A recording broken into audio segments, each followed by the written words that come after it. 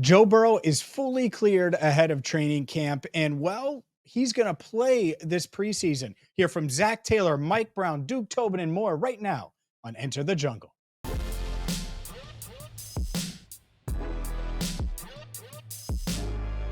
Hi again, everyone, and welcome into Enter the Jungle. I'm James Rapien. He is Andrew Fox Miller, and you can catch us every single Tuesday at 8 Eastern right here on Cincinnati Bengals Talk, weekly on Bally Sports. We're brought to you by Garage Beer, part of the Big Play Network. And Andrew, training camp is here. Football is here. LFG, let's go. And let's start with the news of the week, the news of the month, maybe the news of the year, depending on what happens with Joe Burrow. Joe Burrow cleared for practice, good to go. And that happened on Monday when Zac Taylor revealed that news. Just huge, huge news for this Bengals franchise, considering we've talked about this wrist injury since November when it happened. I want to say it's a relief. Ultimately, that's what it is. I'm happy overall. We knew we kind of we had a taste of it, right? I mean, he was doing off-season activities. There's plenty of footage of him throwing. We've been building to this all this time. All I know is I'm glad Joe is fully cleared, fully healthy, and now we can stop worrying about whether or not he's going to be able to practice fully, and we can start worrying about whether he's going to maintain and continue practicing fully. Well, I do think it's interesting. I think there's a dynamic there about how often he practices. Does he take some reps off? All of those things. And that's really TBD. We're not sure exactly what that's going to look like. But I am reassured because the theme during the Bengals media luncheon, whether it was Duke Tobin, Zac Taylor, Mike Brown, was that Joe was okay, that Joe was healthy. And a quote that Duke had really stood out. Here's Bengals Director of Player Personnel, Duke Tobin, on Joe Burrow's wrist. I've seen him throw. He's it looks like he's over it. He looks like he's in great physical shape. So I always worry about the health of our quarterback, and I want him to have a healthy season. I know he does, and so we'll see how it goes this year. But I think his wrist is a thing of the past right now. I think his wrist is a thing of the past right now, Andrew. That is it's a wild statement because it's not true, but I love his effort to say, the wrist, what wrist? He's good to go. It's not true, depending on who you ask. Duke Tobin may be in a position where he truly feels that way. But everything he said up until that line, thing of the past, I could have repeated that verbatim and it would have just sounded like me having watched footage of him at practice. I've seen him throw, everything looks good, but thing of the past, unless you're Duke Tobin, you don't just come out and say that. Yeah, I think that's the quote that stood out to me when it came to Joe Burrow's health out of all of them. And Mike Brown doubling down, saying the same thing, that he's seen him throw, that he's not concerned, knows that Joe Burrow is going to have to carry this team and is the heart of this team, and just completely praised number 9, as you would expect. But the other thing in this part was a bit surprising, and I think there were a lot of fans excited about it. Joe Burrow is going to play in the preseason. Now, a lot of people don't remember, but he did play in the preseason following that ACL injury, played against Tampa Bay, threw a screen pass to Jamar Chase, and it went about as bad as possible. And that was the Jamar drops game, and it was really awkward when he was out there. And there was honestly, I was like, get him out of the game, pull him, it's over. And that's what the Bengals did. And that was always their plan, is to give him one series. Well, it turns out Zac Taylor this year planning to play Joe, I think a bit more than that, and not just Joe, all of the Bengals starters. He was asked about the possibility of playing Joe Burrow in the preseason. Most likely. Yeah, I think for all of our starters, we would have done that last year. He got hurt. So I think, the way we lean right now is to get our guys some playing time in the preseason. We'll let the first 2 weeks of practice dictate how much, when, how did we want it to look. But I think we're very open to that this year. How do you balance that with the 2 joint practices? Yep, you balance it. There's not exact science to how to do it. I think as we get to those points, we'll have a feel. That's why I'm not going to say exactly how many reps or what game, because that's a very fluid situation.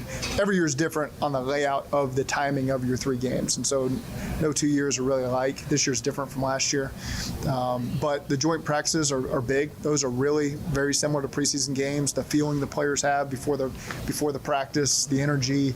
Once you get accomplished out there, you can control it. And so I think that those are really good things for our team to be able to do as those 2 practices against the Bears and Colts.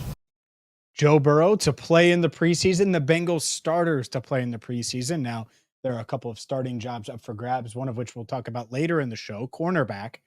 But before we do that, Andrew, your reaction to Zac Taylor declaring that Joe Burrow, that these starters are going to play in the preseason? Well, I've always maintained that it's whatever the player wants. And of course, we have to trust the coaches to believe that this is going to benefit the team. This is going to play an important role in the bigger picture, whether it's getting a fast start, whether it's just getting more comfortable with real game time situations. In Joe's case, after nearly 9 months of not being on a football field in real game time situations. So I think that I'm fine with it. And we've said it before, James, or at least I've said it before. You have to be okay and willing to accept that things just happen. And I hate to say that out loud, but they just do. And I would rather Joe feel like what he needs to get out of this from preseason, if he needs this to feel confident going into the season, and same for the coaches and the rest of the players on that field, fine. They can make that decision. All right, there's a couple things there. And I know our viewers are ready for me to come out and talk about this preseason thing. And I've had a little time to think about it now. Let's start here. I don't want to operate in the world where things happen, where you say, oh, boy. Then why do training camp, James? What? No. Why do joint practices? Things don't just happen. One. Okay. That's the first thing. Wrist injuries just happen. Okay. So if you want to live that way, then drop back every play, because there's never a time when you're not better with Joe Burrow passing the ball every play. Within reason. Do what the players need. That's all I'm saying. All right. So now let's go. I was just dismantling that silly, whatever happens, YOLO. No, we're not doing that. Let's reel it in a little bit, Andrew. I got your point. Now let's reel it in a little bit. Oh, my God. Let's reel it in.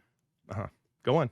The reason it surprises me is because they can get so many live reps, real live reps in these joint practices.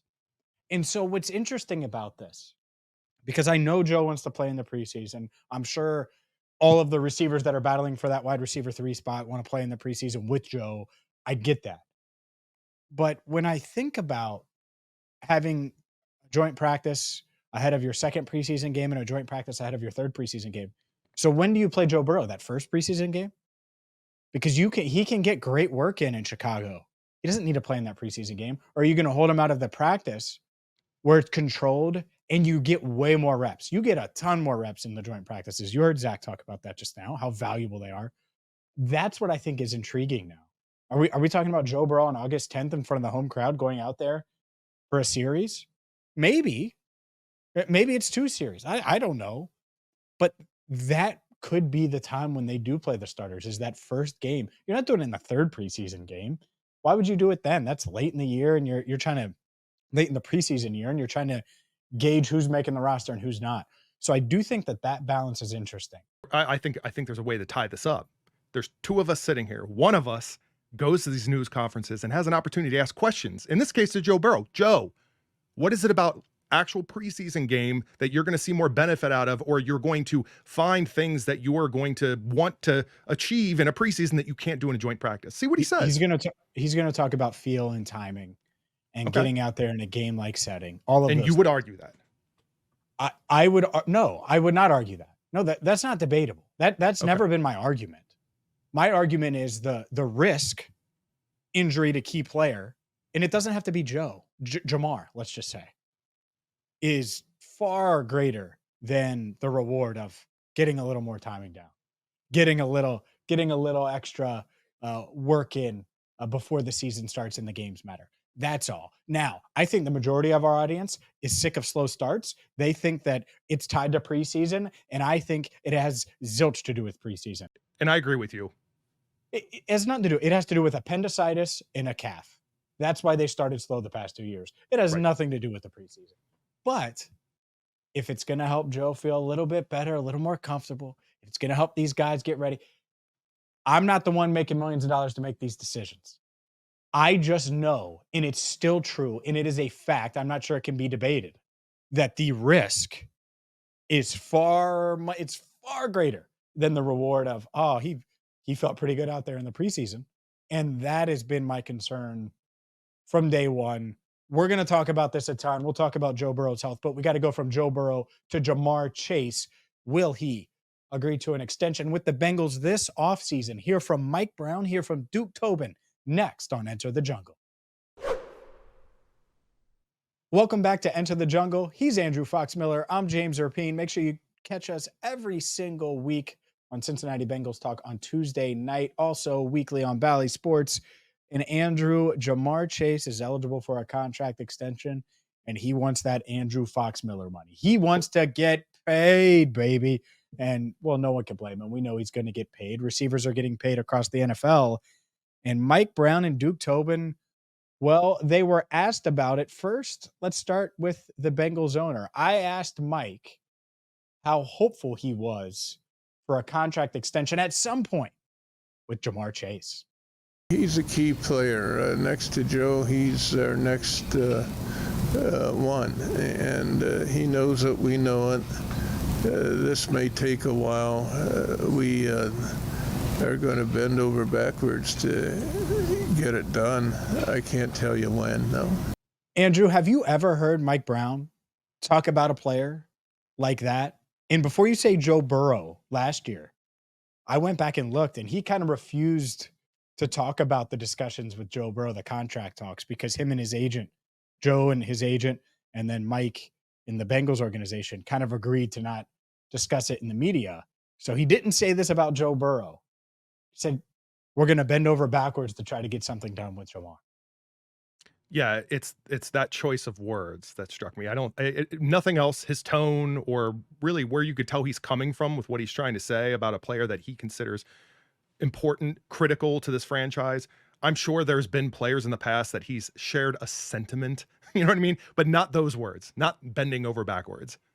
Mm-hmm. Yeah, it really stood out to me. And I'm like, first off, I know how valuable our audience knows, heck, last year when they were 1-3 going to Arizona, I remember saying, certainly on this channel and pretty much everywhere that I could, doubt Joe and Jamar at your own risk. It starts with those two dudes. And so everyone knows it. Jamar is going to get paid a ton. I just think that Mike, I appreciate how honest he was right there, because he may be thinking it, but to actually say it, that's a whole nother level. And yet he did say it. I'm not sure an extension gets done this offseason. Maybe it does. Duke Tobin did get asked about Jamar Chase's contract status and the idea or the possibility of something getting done in the near future. Well, we like Jamar, so we think he's pretty valuable. I think other teams would like to have Jamar too. I think he fits with us about as well as he could fit anywhere. And if something were to come together long term, I think we would look to do that. And we've talked through that, and we've had some conversations, and we'll see what comes together. We don't put a timeline on it. We're hopeful that something can come together. But we feel like he's a good fit for us, but we also feel like we're a great fit for him. And I think he realizes that. So normally in those situations, something can find a way to get done, but we'll see. A little optimism at the end there, and I do agree they're both a great fit. It's a match made in heaven. You have Joe and Jamar together. I think there's no doubt Jamar gets paid. Do you think it's this offseason, or do you think it'll be next offseason? The next 2 months, it wouldn't shock me, but I also wouldn't bet on it. It's the best way I could probably put it. Yeah. I don't think it's getting done. Not this offseason. Yeah. I don't think it's getting done during camp. Mike has a quote that circulated, and it's kind of, honestly, it's kind of crap because it's kind of taken out of context. He basically said he wasn't going to negotiate or didn't plan on negotiating with Jamar in season. And people are like, oh, man. No, you just heard what Mike Brown had to say. They want to extend Jamar Chase. They're going to bend over backwards to do so. And I think it happens. I also think they follow the Justin Jefferson blueprint and wait until after his 4th season. The Vikings waited until after Jefferson's 4th season. He still got paid. I think Jamar follows the same steps, and that's the route they go. Andrew, you've talked a ton about cornerback this offseason. It is one of your main concerns. Will the Bengals add a cornerback in free agency? Hear what Duke Tobin had to say coming up next. Welcome back to Enter the Jungle. I'm James Rapien. He is Andrew Fox Miller. And Andrew, you've been pretty concerned about cornerback. You're not alone. A lot of people have talked about cornerback all offseason. And you know who else talked about cornerback? Duke Tobin, the Bengals director of player personnel, was asked if they would sign a veteran cornerback. And he said, quote, "Are we going to sign a veteran? No, probably not. I like what we've got there. We've got young guys that can run and cover who have a lot of upside to them. We've got some new guys working in there, and it will be exciting to see how they do. Do I feel like we have an immediate need for a veteran to make our team? No." Blunt, to the point, Duke Tobin, no, they're not in the market for a veteran corner. Is this a mistake in your mind? Kind of. I mean, he's not wrong in what he's saying today. An immediate need for a veteran? Not anymore. I mean, I don't know. Like, back when free agency kicked off, I feel like they did, and then nothing happened. So no, I don't know who's out there that I'm like, yeah, they immediately need to sign this player. But ultimately, okay, this is what we've got. I'm not surprised. I mean, they would have done something by now, I feel, as if they were actually going to, if they had concerns, let's say. You think Eli Apple can't help this team? No, I'm just kidding. A lot of people have mentioned Eli Apple, and it's funny. One, the Bengals were fed up and didn't want to deal with him anymore because he was semi-hard to deal with at the end there. But two, I think they do believe in some of these young guys. And in the reason this can change and it ebbs and flows, and just because he doesn't want to sign someone today doesn't mean he won't want to sign someone in 2 weeks. It depends on how Dax Hill does. It depends on how DJ Turner does. And do those guys push each other for that starting job and push for that? Does a guy like Josh Newton show that he can be a backup outside guy and backup nickel right away? Does DJ Ivey continue? He's starting the year on the PUP list, continue to come back from his ACL surgery. There's a lot of ifs. Could they, should they, would they? And it really just comes down to these young guys and what they show over the next few weeks in training camp. And if they show up and show out, then I think they'll be fine. And if not, then will the Bengals flirt with the idea of adding a veteran? It would not shock me. Exactly. You're at this point. We're at the cusp of camp. You're going to have to hope in your guys. That's all you can do. I believe in them too. I've said that before. I just wish there was, I don't know, a little bit more experience and depth in that position group. But here we are. It's what we got. Well, yeah, I think it'd be nice if we knew that Dax could do it, right? Like we had NFL film of him guarding outside players consistently. And he's done it a little bit, but consistently. He hasn't. They want to see it. And I get not signing a veteran to get in the way of that. At the same time, you're in win now mode. So we'll see how patient they are, not with just Dax, but with a lot of these young players that we'll be following throughout training camp. We'll see how patient I am, James. We'll see how patient I am is what you're. Well, you're more patient than I am. So we will see how patient the Cincinnati Bengals talk team is. The Enter the Jungle team. Up next, we met a lot of you in person at Jungle Jam. Time to reflect on the Bengals event of the summer next. Welcome back to Enter the Jungle. I'm James Rapien. He is Andrew Fox Miller. Make sure that you grab a garage beer today. And Andrew, man, oh man, did we have fun at Jungle Jam, whether it was meeting a bunch of viewers. Andrew's out here getting recognized by people. Oh, we watch you on Enter the Jungle. Whether it was the cards that were awesome. I need to get with Jim, by the way, Bengal Jim, who put together this event. Him and all of the people that work with him, the Bengal Jim and Friends crew. An awesome event, but the cards. How many cards did you sign, Andrew? They had literally these playing cards of everyone. And, well, it was me, you, and Orlando Brown Jr. Yeah, I mean, if you would have told me that people were going to come up with little cards of us and Orlando, like I would have thought you were like, if one person came up, I would have thought it was a prank, but no, it was over a dozen for sure. They had to shrink Orlando down so much to get him on a little card.